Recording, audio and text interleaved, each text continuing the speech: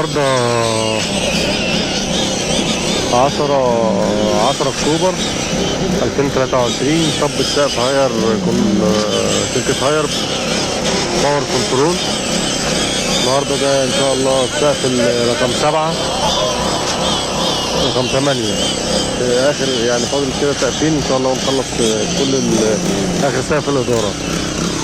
دلوقتي الساعة 10 توقيت مصر.